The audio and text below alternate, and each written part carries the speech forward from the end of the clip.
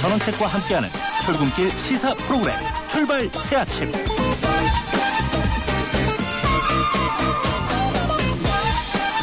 전체의 출발 새아침 3부 시작합니다. 출근길 교통 상황 들으시겠습니다.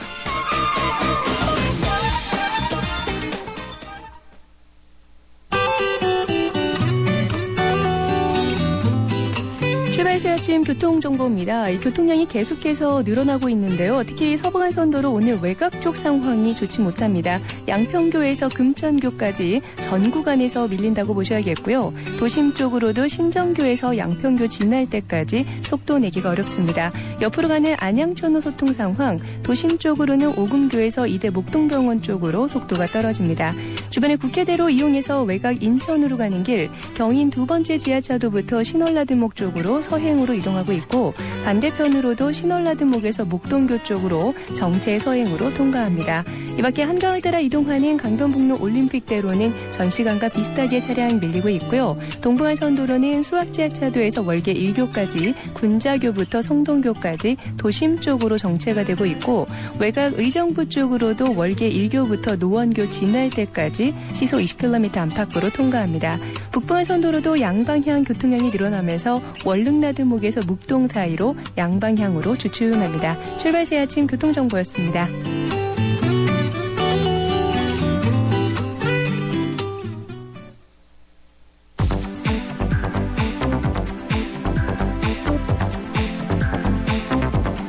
이 시간 주요 경제 소식, 경제 뉴스 브리핑.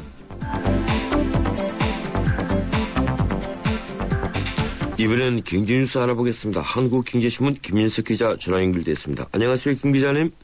네, 반갑습니다. 미국 증시가 우크라이나 사태로 많이 내렸죠?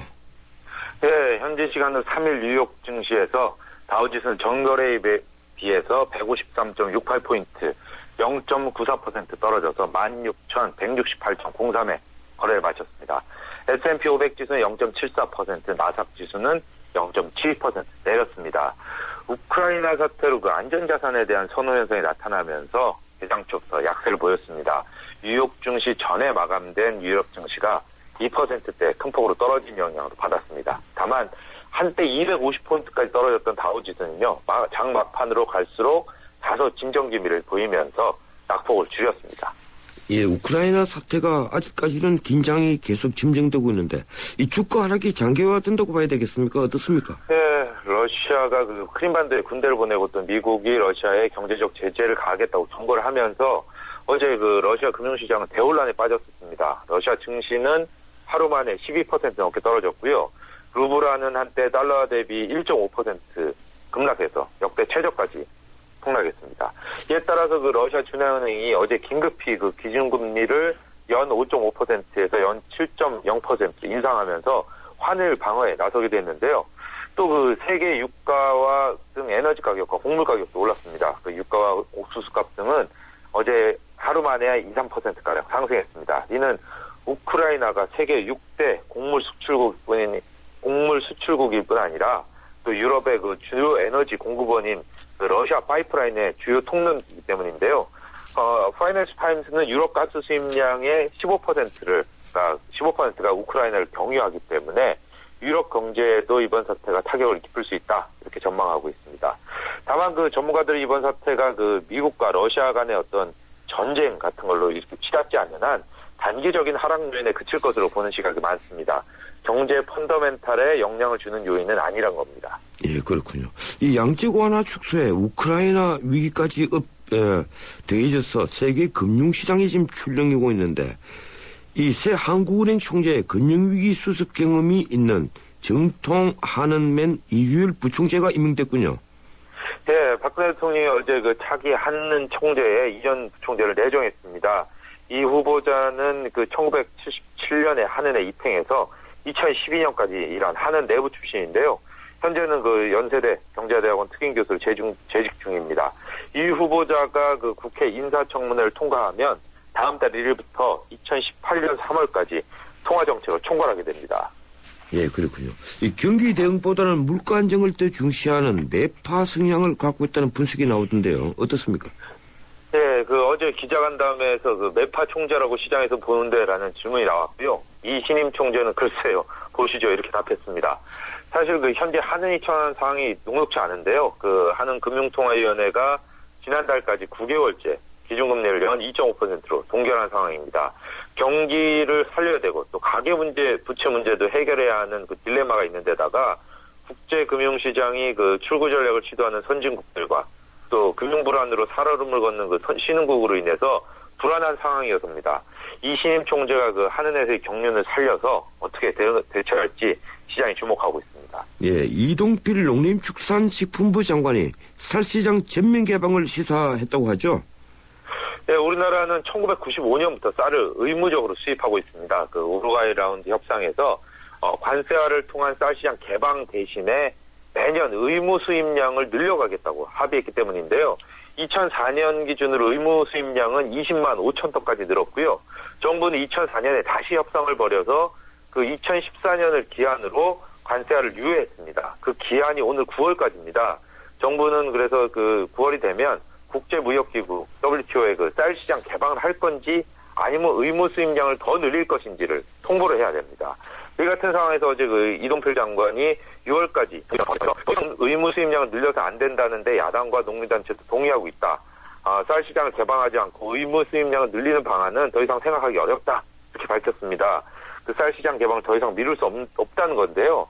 실제로 2004년 협상 때 의무 수입량을 매년 2만 톤씩 더 늘리기로 하면서 올해 쌀 의무 수입량은 40만 8,700톤에 달합니다. 지난해 국내 쌀 생산량이 9%에 달하는 막대한 양인데요. 이 같은 쌀을 국가 재정을 주고 그대로 사들여와서 거의 쌓아두고 있는 겁니다. 예, 토종 재화업체인 에스콰이어가 워크하우스에 들어간다면서요? 예, 국내 재화업계 그 빅3로 불리던 에스콰이어가 위기에 몰렸습니다. 그 에스콰이어는 2011년만 해도 매출이 그 2천억 원에 순이익 100억 이상을 냈었는데요. 2011년 이후에 우리나라의 유니클로, 자라 등 그 해외 패스트 패션 브랜드가 그 시장을 강타하면서 피청거리기 시작했습니다. 그 종합 패션 매출이 줄어선데요. 2012년 매출은 1,800억 원으로 꺾였고 순손실이 118억이 났습니다. 그 이후로 적자를 계속 냈고 또 작년에는 그 노사분규로 전면 파업이 일어나기로 했습니다. 현재 금융권 빚이 1,000억 원 정도인데요. 국민은행 등 채권단은 그 대주주의 증자 없이는 부채를 연장해주기 어렵다는 입장으로 알려졌습니다. 예, 고맙습니다. 여기까지 듣겠습니다. 네, 감사합니다. 예, 지금까지 한국경제신문 김민석 기자였습니다.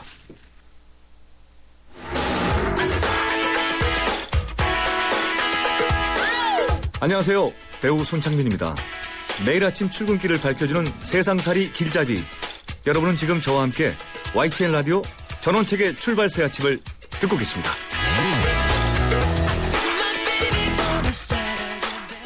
예, 지난달 26일 송파구 세 모녀 동반 자살 사건 이후 생활고를 비관한 자살 사건이 잇따르고 있습니다.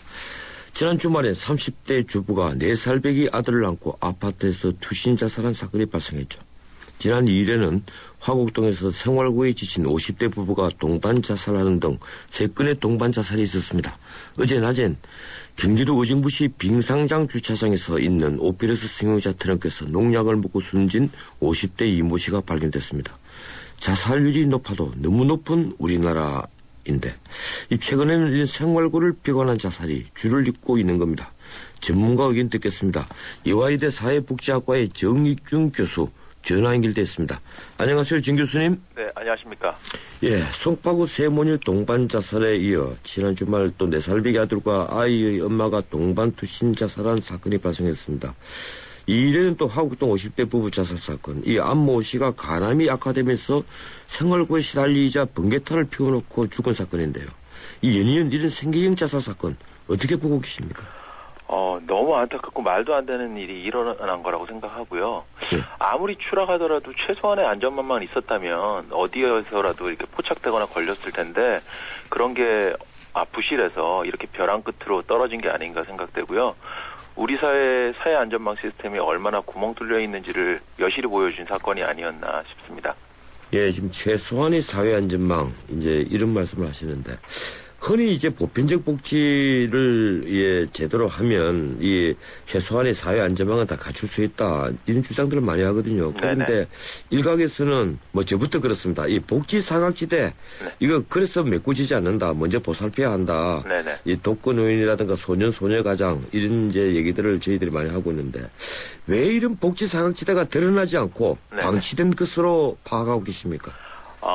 원래는 이제 사적 안전망과 사회적 안전망이 같이 작동하는 사회가 정상적인 사회인데요. 예. 지금 우리 사회는 사적 안전망이 완전히 파괴되고 사회적 안전망은 아직 부실한 상태라고 생각됩니다. 그러니까 경제 사정이 어려워진 것은 뭐 하루 이틀 일은 아닌 것 같고요. 근데 예전에는 뭐 주변의 친인척, 친구, 뭐 심지어는 이웃들을 통해서 지원받는 예도 많았는데 최근에는 이런 공동체 의식이 많이 사라진 것 같습니다. 예. 이렇게 사적 안전망이 붕괴되면서 어떻게 보면 사회적 안전망인 정부 정책에 대한 의존도는 훨씬 더 높아졌지만 아직까지는 이러한 양극화 속도를 따라가지 못하고 있는 게 아닌가 싶고요. 그리고 현재 기초생활보장제도라는 게 기본적으로 당사자의 신청에 의해서 예. 이루어지도록 되어 있습니다. 그래서 복지 혜택을 잘 모르거나 아니면 알더라도 원치 않는 사람들은 어쩔 수 없이 사각지대로 남게 되고요. 이런 분들을 좀 발굴하기 위한 방안이 다각적으로 확대되어야 되지 않을까 이렇게 판단됩니다.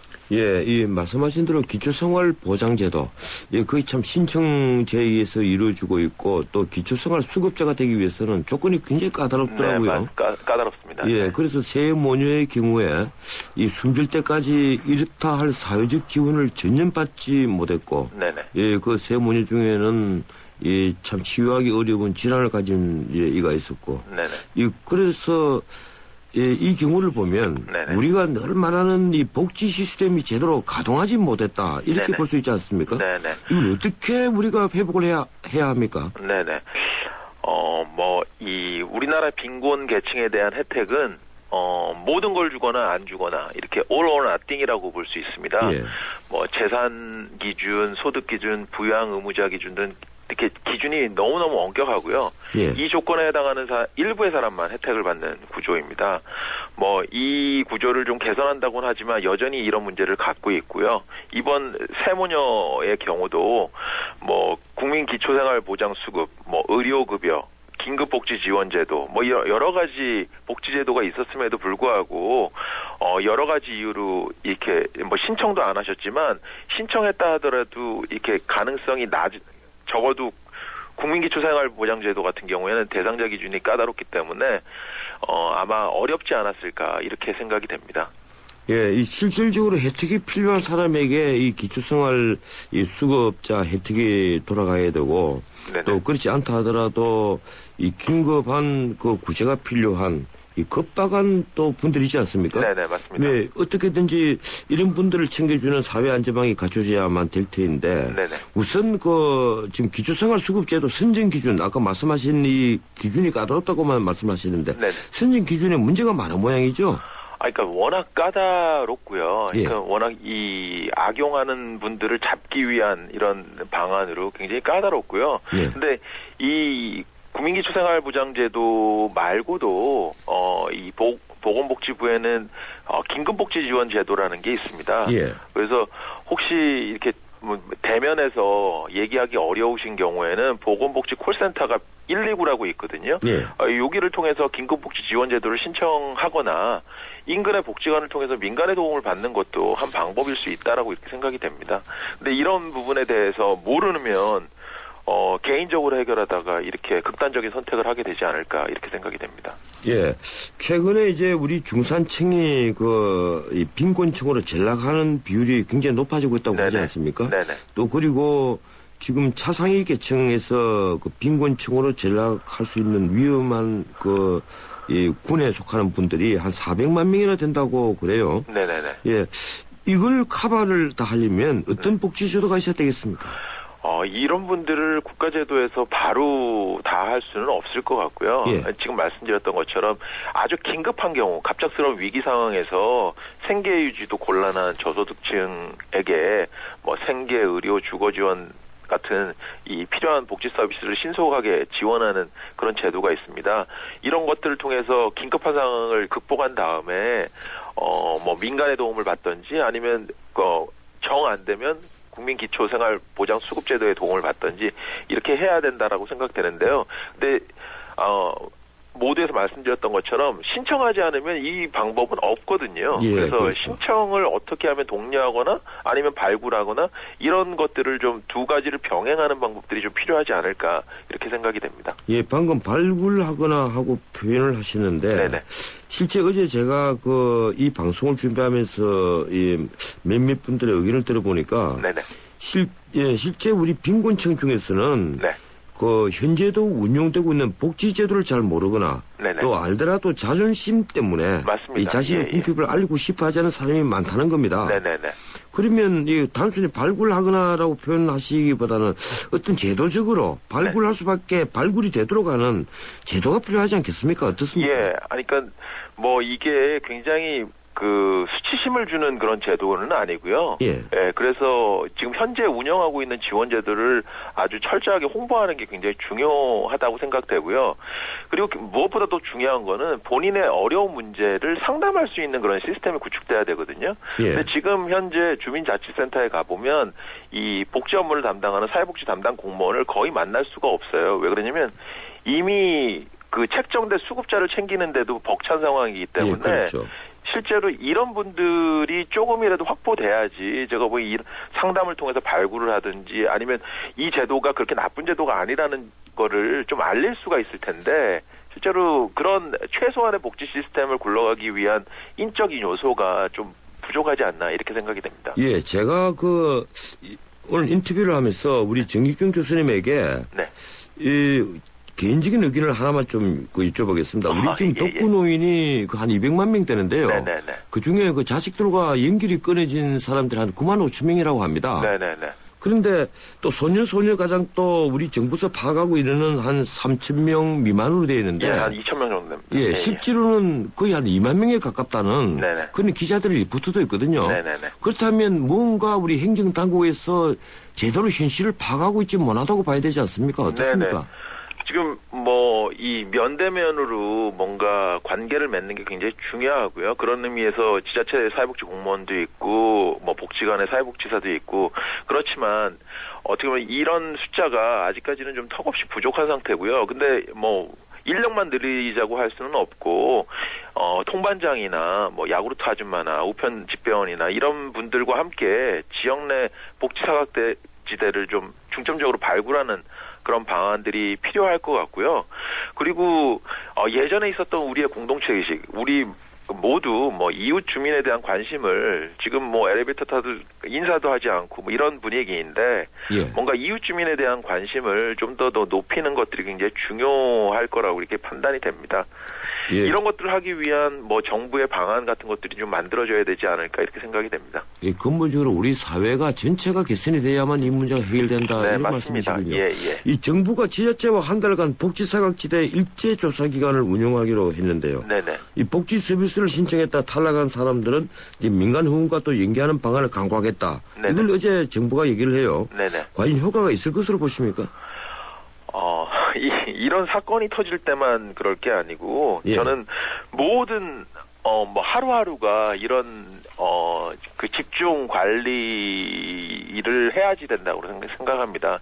뭐 이런 일이 터질 때만 하는 게 아니고 뭔가 이 좀 전반적인 대책들이 좀 마련돼야 될 거라는 생각이 들고요. 그리고 정부에만 모든 것들을 맡길 게 아니라 좀 전에도 말씀드렸지만 우리가 궁극적으로 이웃에 대한 관심을 확보해야지 옆집에 누가 사는지도 모르고 이런 상황에서는 이런 비극적인 고독사가 계속해서 발생할 수밖에 없다라고 이렇게 생각이 됩니다. 예, 고맙습니다. 오늘 여기까지만 듣겠습니다. 네, 감사합니다. 예, 가슴이 답답해지는 것 같군요. 예, 이화여대 사회복지학과 정익준 교수였습니다. 예, 3부 순서 여기서 마치고 잠시 뒤 4부 이어가겠습니다. 300만 경제 수도 인천의 시대가 열립니다. 세계적인 국제도시 홍콩, 싱가포르, 제네바와 어깨를 겨루겠습니다. 2014년 9월 19일 45억 아시아인의 나눔과 화합의 대축전 인천 아시안게임이 펼쳐집니다. 45개국 아시아인의 꿈과 감동의 제전 아시아의 새로운 미래가 열립니다.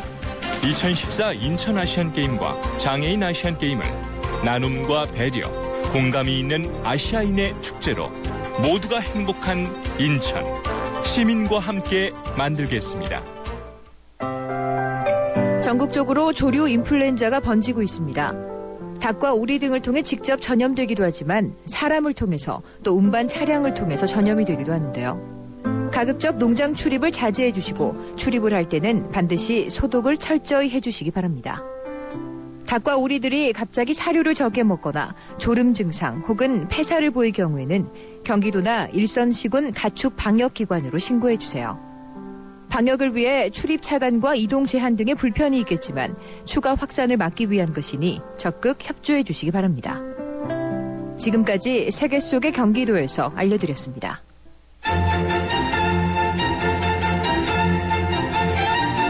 출근길 정통 시사 라디오 프로그램 YTN 라디오 전원책의 출발 새 아침.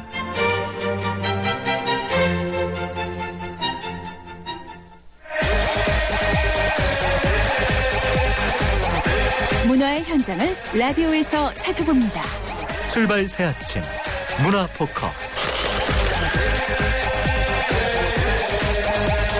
네, 전원책의 출발사심 4부 순서 시작합니다. 매주 화요일 마련하는 문화로 열린 세상 문화포커스 시간입니다. 오늘 또 젊은 문화평론가 하재근 씨와 함께합니다. 스튜디오에 나와 있습니다. 어서 오십시오. 예, 안녕하세요. 예, 오늘의 주제가 애니메이션이죠? 예, 그렇습니다. 예, 이 최근에 겨울왕국 드디어 또 1,000만을 돌파했더군요. 예. 애니메이션 최초로 1,000만 원 가격을 돌파한 건데, 예. 예, 참 대단한 것 같습니다. 예, 그렇습니다. 예, 어떻게 1,000만이 가능할까요? 만화 영화가. 예. 일단 잘 만든 거죠. 작품성이 예. 굉장히 뛰어나고 만화 영화라고는 하지만 이게 아이들만, 우리나라 원래 이제 만화 영화 하면 아이들만 본다고 생각들을 많이 하죠. 근데 이 영화 같은 경우에는 어른들도 재밌게 볼 수가 있는 것이기 때문에 부모님이 아이 손을 붙잡고 온 가족이 함께 볼 수 있는 영화라서 그것이 굉장히 크게 이제 흥행의 보탬이 됐던 것 같고, 그리고 우리나라에서 나타나는 특정한 쏠림 문화, 뭐가 하나가 된다 싶으면은 일제히 그쪽으로 다 쏠리는 그런 문화 때문에 이번에 이제 겨울왕국이 뜨니까 너도 나도 겨울왕국을 보러 가서 또 이런 성과가 나타난 것 같고, 이제 또 하나는 우리나라가 인터넷 문화가 굉장히 활발하게 발달을 하다 보니까 인터넷에서 이제 겨울왕국 패러디 같은 것들 그런 게 굉장히 많이 퍼져나가서 그게 또 흥행을 견인한 것 같습니다. 예, 또 무엇보다도 과거의 그 애니메이션과 다르게 이제 예. 3D 애니메이션. 예. 정말 현장감이 들지 않습니까? 그렇습니다. 마치 그 등장인물이 실제 그 애니메이션이 아니라 예. 실제 다니는 그 예. 인물처럼. 좀 이렇게 튀어나와 보이죠. 예, 네, 그렇죠. 평면적으로 보이지 않고. 예. 그렇습니다. 그래서 참 저도 깜짝 놀라요. 만화 예. 영화가 이 정도까지 발달을 했나 예. 하는 생각을 하는데, 야, 한국 시장에서 이번에 그 겨울왕국이 예. 가장 크게 흥행에 성공했다고 하던데 그쵸. 어느 정도의 수익이 발생한 겁니까? 이 영화가 제작비가 한 1,600억 원 정도가 들었는데 예.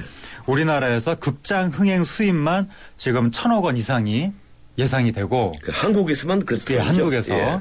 그리고 여기에 이제 부가 시장, 캐릭터 시장이라든가 예. 여러 가지 부가빵과 그렇죠. 다 합치면 캐릭터는 한 번 뜨면 이게 수십 년 가는 시장이기 때문에 이거 다 합치면 디즈니가 우리나라에서만 제작비를 다 뽑지 않겠느냐. 그러니까 1,600억 원 이상을 한국에서만 뽑지 않겠느냐. 그렇게 지금 생각이 됩니다. 이 디즈니가 이 우리나라에서 제작비만 뽑는 게 아니고 사실 보면 제작비보다 몇 배 뽑을 것 같아요. 네. 이 톰과 제리 같은 경우는 아직도 수익을 올리고 있고. 지금 예. 그 주말에 일요일마다 하는 슈퍼맨이 돌아왔다 그 예능에 예, 보면 예, 그렇죠. 어린아이가 나와서 예. 매 주마다 미키마우스 노래를 부릅니다. 예. 세계에서 미키마우스가 1년에 한 6조 원 정도를 벌어들인다고 하는데 요번에 겨울왕국도 한 1조 원 정도는 당장 지금 요즘에만 충분히 벌어들일 수 있을 것 같고, 앞으로 수십 년간 또 파급된 수익도 가능할 것 같습니다. 예, 그래서 이제 박근혜 대통령도 지금 사실 창조경제 하는 게 그런 것 아닙니까? 예, 자기가 모자란 부분을 다른 데서 융합을 해서 그렇죠. 받아서 또 이제 경제를 활성화시키고 네. 이처럼 이제 저작권을 가지고 있는 네. 이런 창조적인 어떤 그 수입원. 예. 이걸 우리 국가가 좀 많이 찾아내야 되겠다. 이게 옛날에 1990년대에 그 주라기 파크 영화 한 편이 주라기 공원 그 영화 한 편이 그 현대자동차 전체 수출액과 맞먹는다 뭐 그런 얘기가 나오는데 그랬죠. 그때부터 창조경제 뭐 문화산업 육성해야 된다 그때부터 말이 계속 나왔지만 아직까지도 말만 나오고 별로 이렇게 크게 육성되지는 않는 것 같습니다. 그래도 아직까지 뭐 큰 성과는 없어 보이지만 이 K-팝이라든가 이것이 이제 세계에 진출하고 있고 일정 부분 성공을 거두는 부분도 있겠네요. 일정 정도는. 근데 이 겨울왕국이 해외에서도 높은 평가를 받고 있다면서요. 겨울왕국이 이제 타임지, 뉴욕 포스트지가 선정한 올해 최고의 영화, 극영화까지 합쳐서 최고의 영화로 선정이 됐을 정도니까 정말 굉장히 높게 작품성이 인정받았다고 할 수 있겠죠. 그 외에도 뭐 여러 영화제에서 최우수 애니메이션상을 받아서 이것이 새로운 디즈니의 클래식이다. 그러니까 굉장히 오랫동안 갈 명작이다. 그런 평가를 세계적으로 지금 받고 있습니다. 그렇군요. 이 겨울왕국 제작에 우리나라 사람들도 많이 참여했지 않습니까? 마지막에 이제 크레딧 그 타이틀 쭉 이름이 올라가는데 한국 사람 이름이 7명 이름이. 그만큼 많이 들어갔습니까? 거기 뭐 김상진 씨, 뭐 케빈이 씨, 유재현 씨 등등등 7명이 올라가고 이게 겨울왕국에서만 나타나는 현상이 아니라 그 전에 라푼젤이라든가 주먹왕 랄프라든가 이런 헐리우드 애니메이션에 한국인이 굉장히 중요한 그 인력으로 참여한 지 꽤 됐습니다. 어떤 역할을 맡았습니까? 주로 이제 캐릭터 디자인이라든가 뭐 실제 어떤 씬을 손으로 이렇게 그린다든가 그런 역할을 많이 하는 거죠. 그러니까 이 애니메이션 안에 그 주인공 역할을 하는 뭐 동물이랄까 사람이랄까 이런 그 동선을 그려주고 뭐 배경화면을 그린다든지 그런 역할을 하는군요. 그렇습니다. 스토리라인을 꾸민 사람은 아직 없죠. 그게 지금 감독, 작가 이쪽 사실 이런 게 이제 창조 산업의 핵심 분야인데 사실 그쪽으로는 아직까지는 두각을 나타내지 못하는 것 같습니다. 그게 빨리 우리 그 전문 인력들이 투입돼서 성과를 거두면 이제 또 그대로 가지고 오면 한국이 또 애니메이션의 메카가 될 수가 있지 않겠습니까? 그렇습니다. 스토리라인을 꾸미고 감독이 나오고 또 기본 아이디어를 제공해주고 하는 그런 전문 인력이 나와야 될 텐데, 우리 미래가 좀 좋아졌으면 좋겠습니다. 어떻든 이 겨울왕국이 이렇게 히트하면서 지금 현재 우리나라 애니메이션 처지를 두고 참 섭섭한 얘기들이 많이 나오더라고요. 지금 새삼 또 우리나라 애니메이션 업계가 화제가 되고 있는데 헐리우드 애니메이션이 이렇게 1000만 명을 우리 안방에서 동원을 하고 있는 가운데 한국 애니메이션 산업계의 처지는 어떠냐. 지금 한마디로 얘기가 나오는 것이 애니메이션 사장님들이 사재를 털거나 아니면 그 투자도 잘 안 되고 은행에서 대출도 잘 안 해주기 때문에 각종 보증서고 담보 제출하고 이러면서 신용이 다 하락된 상태고 경영난에 거의 다 처해 있고 한마디로 애니메이션을 작업을 하다가는 먹고 살기가 힘들다. 그런 얘기가 나오면서 지금 인력이 이 산업계에서 이탈하고 있는 추세다. 그리고 애니메이션 산업의 아이디어를 만드는 가장 핵심적인 분야인 아이디어는 주로 이제 중소기업 쪽에서 나오는데 그렇죠. 그 애니메이션 중소기업의 숫자가 매년 3.1%씩 줄어들고 있다. 그러니까 상황이 지금 상당히 안 좋은 것 같습니다. 저만 하더라도 제가 알고 있는 애니메이션 업체들 한 2군데가 폐업을 그래서 이제 일자리들이 애니메이션 일자리들이 많습니다. 그렇습니다. 이게 수공업이기 때문에 일일이 사람 손이 가야 되는 것이니까 일자리 효자 산업인데 이게 줄어들고 있는 거죠. 그래서 많은 이들이 일자리를 잃고 젊은 청년들이 또 나이 든 분들보다 아직까지 한 40대까지 이제 일들을 하는데 대부분 집으로 다 들어앉고 참 걱정이 커요. 근데 기본적으로 이렇게 경영이 어려운 이유는 무엇이라고 봐야 됩니까? 지금 그 업계에서 이야기를 하는 것은 가장 대표적인 이유가 TV에서 애니메이션을 이제 방영을 할 때 TV가 돈을 줘야 되는 거죠. 제작비를. 그런데 우리나라 이제 드라마 산업이 외주 제작사가 맨날 어렵다고 하는 이유가 방송사가 드라마 제작사한테 전체 제작비 대비 50%에서 60% 정도밖에 안 준다는 겁니다. 그렇군요. 그것 때문에 드라마 제작사가 맨날 어렵다고 그러는데 애니메이션 제작사의 경우에는 방송사가 제작비 대비 10%만 준다는 겁니다. 근데 애니메이션은 극영화 이런 데 비해서 PPL도 없지 않습니까? PPL도 안 되고 예. 이 제작 방영 시간도 이 황금 시간대가 아니기 때문에 광고 수입도 별로 안 잡히고 이 청취자를 위해서 PPL이라면 이 드라마 속에 나오는 상품의 간접 광고. 예, 간접 광고. 예, 예, 이렇게 그렇습니다. 이해하시면 되겠습니다. 예. 그런데 10%밖에 안 주니까. 예, 그러니까 더 어려워지겠네요. 예, 그러니까 애니메이션을 만들어서 납품을 하면 할수록 손해가 쌓이는 구조다. 그런 얘기가 나오는 거죠. 예. 참, 오늘은 계속해서 답답한 얘기만 계속 방송을 하고 있습니다. 네. 예, TV용 애니메이션 한 회당 아까 1,000만 원이라고 얘기했습니까? 예, 그 방송사에서 1,000만 원 정도밖에 주는 안 준다는 얘기죠. 예, 한 1,000만 원, 예. 대략 한 10%인데 그 10%가 보통 한 1,000만 원이라고 그 합니다. 방송국, 여기도 방송국입니다만 여기는 이제 뉴스 예, 방송이니까 여기는. 해당은 안 되는데 정말 지상파 방송국들 좀 예, 관심을 기울였으면 좋겠어요. 예. 근데 일부 종편에서는 애니메이션을 또 새벽 시간대 편성을 했더라고요. 예, 이게 이제 애니메이션이 그러니까 시청률이 예. 많이 나오는 프로그램이 아니다 보니까 작년 같은 경우에 애니메이션 의무 편성 그 비율이 있는데 그걸 이제 편법으로 맞추는 거죠. 그래서 작년에 종편들이 뭐 애니메이션을 새벽 3시 25분에 방영하고 뭐 새벽 3시 20분 4시 30분 이러니까. 아니, 이 새벽 지금 3시 20분에 방송하는 것이 예. 초방입니까? 아니면 재방, 3방을 말하는 겁니까? 초방이죠. 그러니까 정식 초방을 방영. 지금 예. 새벽 3시 10분에 방송하는 겁니다. 예. 그래서 작년에 무리를 빚었었습니다. 예, 그랬군요.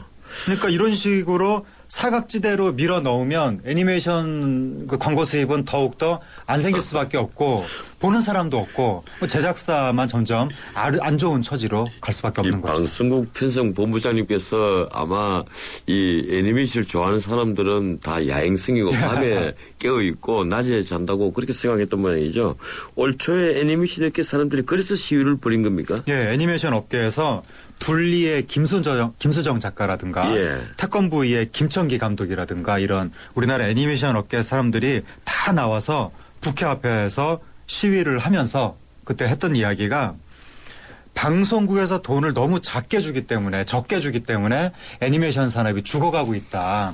그리고 투자자들이 너무나 애니메이션 산업을 외면하고 있다. 그런 호소를 하면서 공적 자금인 방송통신발전기금을 1년에 한 300억 원 정도만 투입을 해도 애니메이션 업계가 살아날 수 있을 것이다. 그런 이야기를 한 적이 있습니다.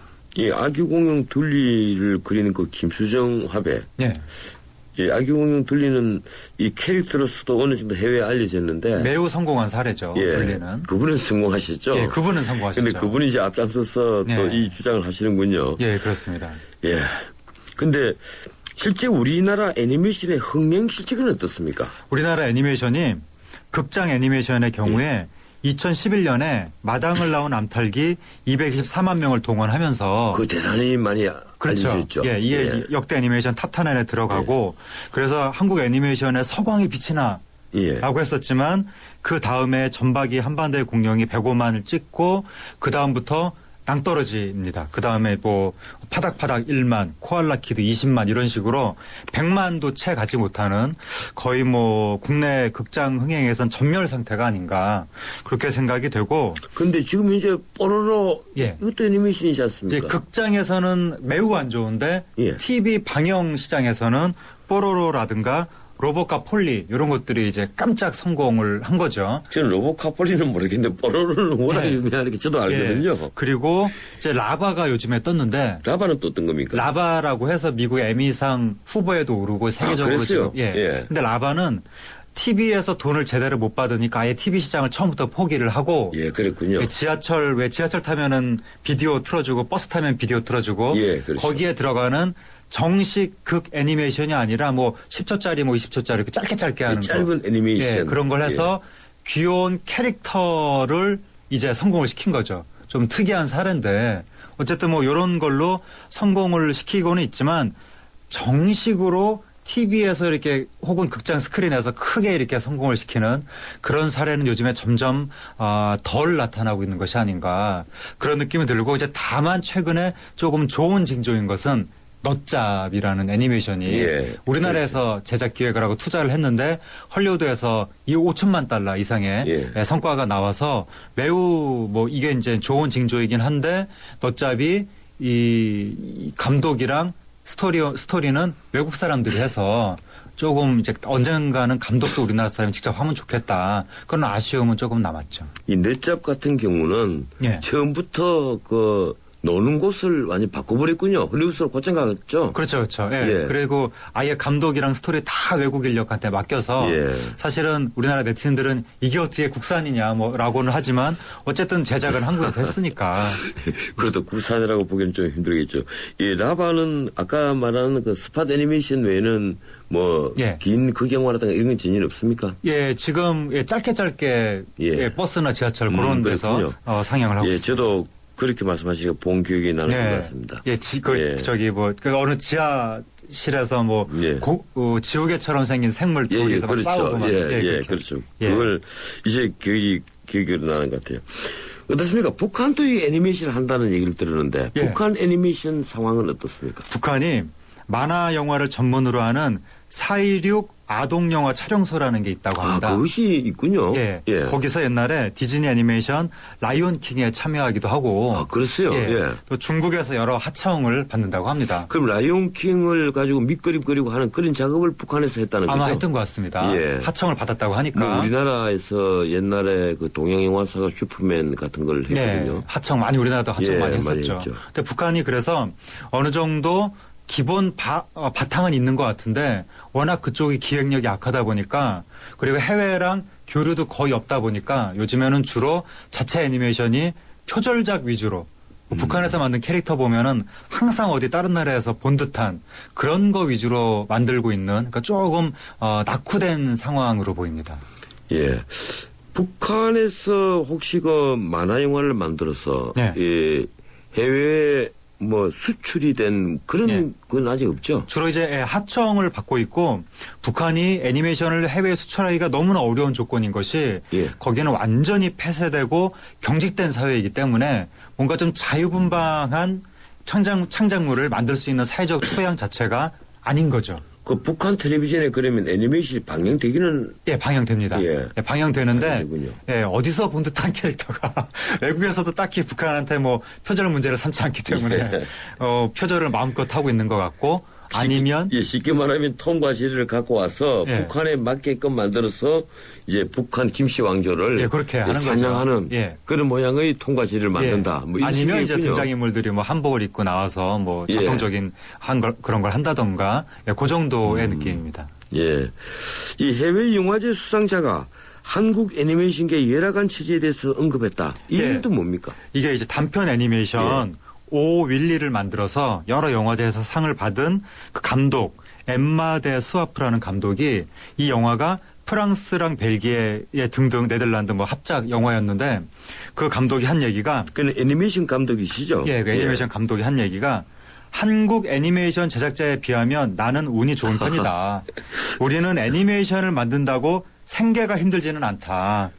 벨기에에서는 정부가 지원을 하고 프랑스는 인디 애니메이션만을 방영을 하는 방송 채널도 있다. 그러니까 이런 정도로 얘기를 할 정도면 국제적으로 한국 애니메이션이 얼마나 불쌍하게 외국에서 보였으면 이런 얘기를 외국에서 할까. 왜 하필이면 한국 애니메이션 지목을 합니까? 일본 애니메이션이나 중국 애니메이션을 왜 지목하지 않고. 그러니까 우리나라가 외국에서 예. 봤을 때 그 실력에 비해서 정말 힘들게 열악하게 사는구나 하는 안타까운 마음이 드니까. 그렇죠. 실력은 높게 세계 최고 평가가 수준인데 되는데. 실력은. 근데 거의 뭐 생계를 걱정할 수준으로 지금 살고 있으니까 외국에서 봤을 때 정말 불쌍하다. 이런 생각이 드는 것 같습니다. 근데 우리가 인구가 한 1억만 되면 예. 사실은 애니메이션을 갖고 내수로만 돌려도 예. 성공할 수 있는 그런 기업이 되겠죠. 예. 근데 우리가 아직까지는 인구가 5천만 원이고 예. 통일이 된다면 당장 한 7,500만, 예. 8천만 원 가까이가 될 테니까 좀 나을 텐데요. 그렇기 때문에 이게 시장에 맡겨서 내수시장의 힘으로 저절로 애니메이션이 잘 되기를 바라는 것은 요즘에 정치권에서 툭하면 나오는 연목구어. 이게 너무나 말이 안 되는 거고. 연목구어. 예, 말이 안 되는 거고. 고기를 구한다. 예. 결국 국가의 정책적인 지원이 반드시 필요한 겁니다. 그렇게 지원을 했을 때 한 10년 후에 이것이 우리나라를 먹여 살리는 산업이 될 것이 틀림없기 때문에 그러니까 지금 박근혜 대통령도 계속 애니메이션 산업 지원하겠다고 하는데 그게 좀 빨리 구체화가 돼서 구체적인 성과를 내놓을 필요가 있는 거죠. 그런데도 실제로는 우리나라 애니메이션 업계가 특히 중소기업부터 다 망해 간다고 하니까 그러니까 뭐 뿌리가 전혀 없다는 것 아닙니까? 그렇습니다. 예. 해외에서는 애니메이션을 어떻게 육성한다고 합니까? 뉴질랜드 같은 경우에 최근에 뉴질랜드 그 업체가 세계 선두 업체가 되면서 한 업체가 뜨니까 덩달아서 중소기업들도 뜨고 그래서 뉴질랜드가 세계 영상 산업의 메카로 발돋움한다 뭐 그런 얘기가 있는데 그렇게 되기까지의 과정이 어떤 일이 있었냐면 뉴질랜드 투자청, 관광청, 무역진흥청, 영화진흥청 이런 국가기관이 컴퓨터 그래픽 CG 산업 육성을 위해서 이런 어떤 웨타 디지털이라는 회사를 설립하도록 지원을 했다는 거죠.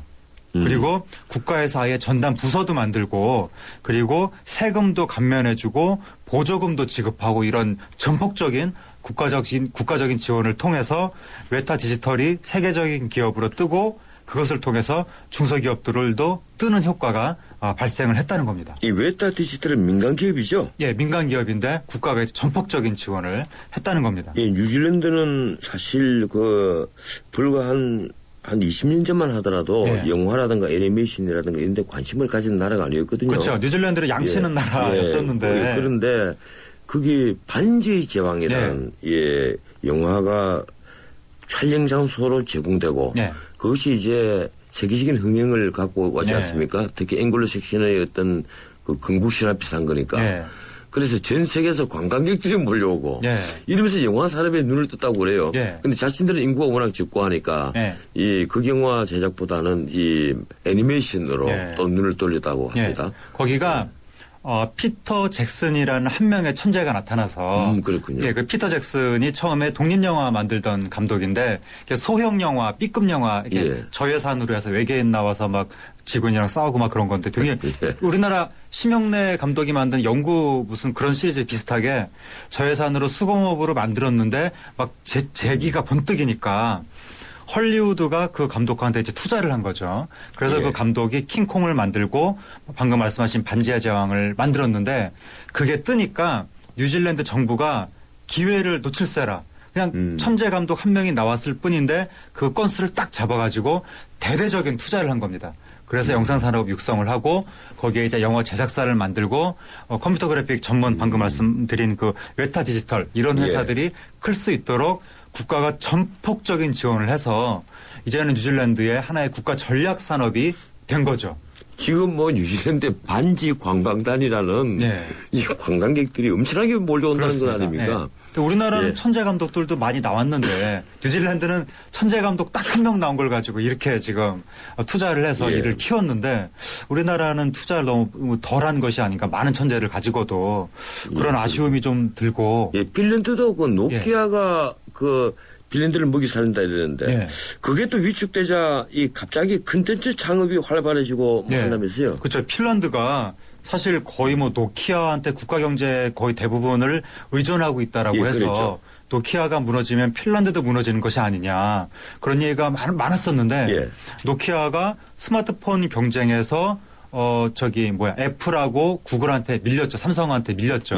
밀려서 노키아가 쓰러진다기보다 좀 약해지는 가운데 핀란드가 이제는 콘텐츠 쪽으로 국가 전략 산업을 키워야 된다라고 해서 정부에서는 창업 보육 기관을 육성하고 그다음에 또 기술혁신지원청을 통해서 중소기업이라든가 이런 창업기관들한테 창업회사들한테 자금을 지원하고 그리고 대기업은 미활용 기술을 지원하고 이런 식의 삼각구도가 만들어지면서 그 속에서 이 젊은이들이 창조적인 콘텐츠 회사 중소기업들을 이 창업을 해가지고 클 수가 있게 된 겁니다. 그래서 거기서 나온 것이 바로 앵그리버드. 아, 그렇죠. 앵그리버드 여기 나왔네요. 제 조카도 뭐 몇 년 전에 저희 집에 오더니 막 앵그리버드 노래를 부르고, 예. 그래서 그 앵그리버드를 만든 그 조그만 회사가 예. 지금은 그 노키아 빌딩이 한 층을 통째로 쓰고 있고, 아, 그러니까 대단한 겁니다. 핀란드 경제의 예. 체질이 바뀌고 있는 거죠. 그러니까 예. 한국도 이런 식으로 창조 산업을 육성을 해야 이게 미래의 먹거리가 아니겠는가 예, 그렇게 생각이 맞습니다. 됩니다. 예, 한국도 예, 그런 방향으로 나가야 예, 중국 2015년까지 애니메이션 산업에 18조 원을 투자하기로 했다고 그렇군요. 합니다. 예. 우리의 그 미래를 좀 걸 수 있는 새로운 창조 산업 애니메이션. 예. 앞으로 한 번 더 우리가 이 문제를 한번 논의를 한번 해봅시다. 예. 고맙습니다. 오늘 여기까지 듣겠습니다. 감사합니다. 지금까지 문화를 울리는 세상 문화 포커스 하재근 평론가와 함께했습니다. 해나루 하나면 돼. 식탁 가득 행복해. 좋아 해나루. 살진 해나루 쌀에 감자 사과도 있어. 당진 해나루. 우리 집 건강 지킴이 행복 지킴이 당진 해나루. 당신을 위한 참 좋은 먹거리 당진 해나루. 여러분들은 세상을 누가 지배한다고 생각하십니까? 나이와 함께 편견을 쌓아가는 자들이 지배합니다. 흔히 편견은 한쪽에 치우쳐서 오류가 있는 견해라고 말들 하죠. 그런데 영토를 넓혀서 대왕으로 불리는 왕들, 업적을 쌓은 대통령들, 성공 신화를 쓴 기업인들, 석학으로 존중받는 학자들은 예외 없이 일생 동안 편견을 쌓아간 이들입니다. 그 대부분의 위인들은 편견과 함께 독특한 성격을 가지고 있습니다. 그들이 성공했기 때문에 편견은 결단력으로 칭송받고 괴팍하고 독특한 성격은 영웅의 신화를 장식하는 에피소드로 남게 되는 것이죠. 저는 요즘 우리 정치를 지켜보면서 우리 정치인들은 이런 자신만의 편견조차도 가지지 못한 사람들 아니냐 하는 생각을 하곤 합니다. 도대체 다음 세대를 위해서 생각하는 정치인들이 있게나 한 걸까요? 오늘은 여기까지입니다. 지금까지 진행의 전은책 변호사였습니다. 내일 뵙겠습니다. 고맙습니다.